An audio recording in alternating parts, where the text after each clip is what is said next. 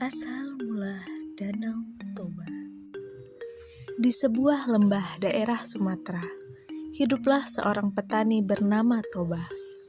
Dia seorang petani yang sangat rajin, namun sayang, hasil kebunnya tidak berhasil dan dia kelaparan. Karena lapar, maka Toba pergi memancing di sungai. Lama sekali dia menunggu, hingga dia putus asa. Saat Toba memutuskan untuk pulang, tiba-tiba ada yang menarik umpannya. Toba kegirangan dan menarik pancingnya. Wah, ada ikan besar. Seru Toba. Benar saja, di ujung kailnya tersangkut ikan besar bersisik emas. Toba segera membawa ikan besar itu untuk dimasak di rumah.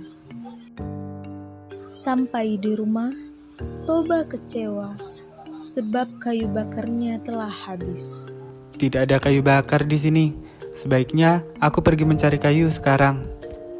Kemudian, ikan itu pun diletakkan di dalam baskom, dan Toba pergi mencari kayu bakar ke ladang. Aku akan makan enak hari ini. Seru Toba sambil membawa kayu bakar ke belakang rumahnya. Api sudah mulai menyala. Namun, saat Toba hendak mengambil ikan itu, alangkah terkejutnya ia, sebab ikan itu sudah lenyap. Yang ada justru berkeping-keping uang emas. Di mana ikanku tadi? Dan itu uang emas siapa? Namun, saat Toba membuka pintu kamar, alangkah terkejutnya dia. Seorang perempuan tinggi semampai dengan rambut panjang sedang menyisir rambutnya di depan cermin.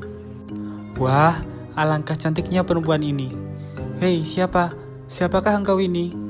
Tanya Toba. Perempuan itu membalikkan badan, dan Toba semakin terpesona karena belum pernah melihat perempuan secantik dia. Aku adalah cuma ikan yang kamu tangkap tadi. Sementara keping uang emas tadi adalah sisik-sisikku. Toba terbengung-bengung, dan perempuan itu pun tersenyum. Aku dikutuk oleh dewata menjadi ikan. Tapi berkat engkau, kutukan itu pun hilang. Mari kita ke dapur. Akan aku masakkan kamu makanan. Kamu pasti lapar. Toba hanya menurut ketika perempuan itu mengajaknya ke dapur. Dengan cekatan, perempuan itu menyiapkan makanan. Toba sangat takjub dengan kelihayan perempuan itu di dapur. Dia berkata dalam hati, Seandainya dia ini jadi istriku. rupanya perempuan itu bisa membaca keinginan hati Toba.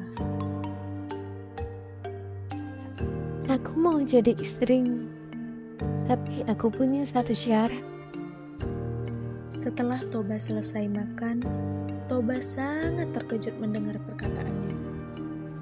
Katakan, apa syaratnya? Jika kita menikah nanti, jangan pernah mengungkit asal mulaku sebagai seekor ikan. Aku tidak akan pernah menanggung akibatnya jika kamu melanggar. Toba menyanggupinya.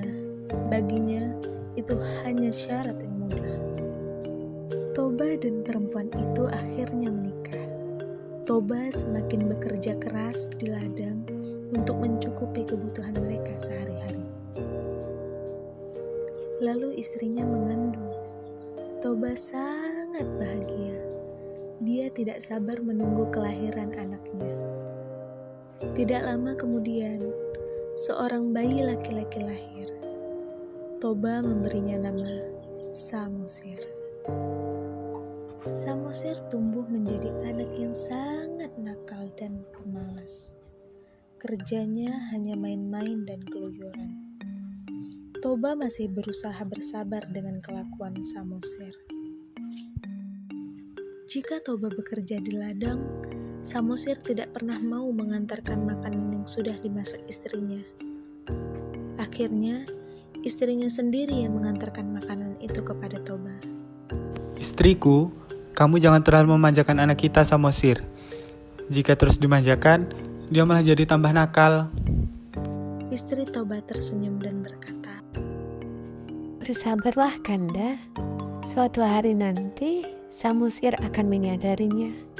Aku sudah cukup bersabar, Dinda, tapi kesabaran itu kan ada batasnya.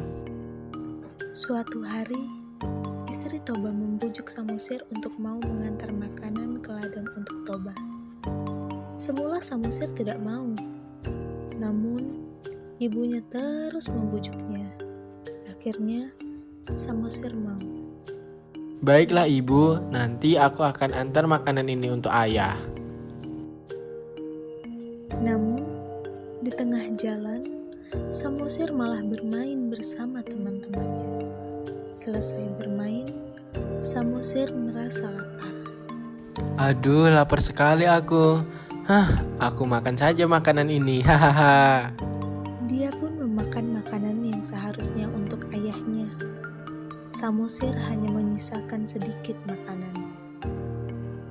Di ladang, Toba tidak sabar menunggu makanan yang tidak kunjung datang. Dia sudah sangat lapar, apalagi pagi tadi tidak sempat sarapan karena banyak sekali pekerjaan yang dilakukannya hari ini. Di kejauhan, Samosir datang dengan berlari-lari. Kemana saja kamu, Samosir? Ayah sudah menunggumu lama sekali.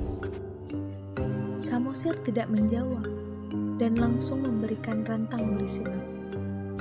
Betapa terkejutnya Toba, sebab hanya menemukan sisa makanan yang sedikit sekali. Samosir, kamu sudah makan makanan ayah ya? Kelakuanmu ini sudah di luar batas. Dasar anak ikan. Kemari kamu. Kemarahan Toba tidak terbendung lagi. Tanpa sadar, dia sudah mengucapkan pantangan yang dulu diisyaratkan istrinya. Toba memukul Samosir hingga menangis kencang. Samosir pun berlari menuju rumah. Ibu. Sesampainya di rumah, Samosir mengadu pada ibunya. Ibu, kata ayah aku ini anak ikan. Apa benar ibu? Istri Toba merasa sedih karena Toba telah mengungkit asal-usulnya. Kemudian dia menyuruh Samosir untuk berlari ke atas bukit. Sir, cepatlah kau lari ke atas bukit nak, sebelum air bah datang. Samosir menurut, maka segeralah langit berwarna gelap. Istri Toba tiba-tiba meloncat ke dalam air bah dan seketika menjadi ikan. Toba yang bekerja di ladang terkejut karena tiba-tiba air bah datang. Air apa itu? Ada apa ini? Dia tidak sempat melarikan diri. Toba hanyut dan tenggelam. Segera saja air bah menggenangi seluruh lembah dan hanya menyisakan pucuk bukit di tengahnya. Di bukit itu, Samosir bersembunyi. Namun, saat air bah menjadi danau, Samosir pun menjadi pulau. Itulah sebabnya danau itu dinamai Danau Toba, dan pulau di tengahnya disebut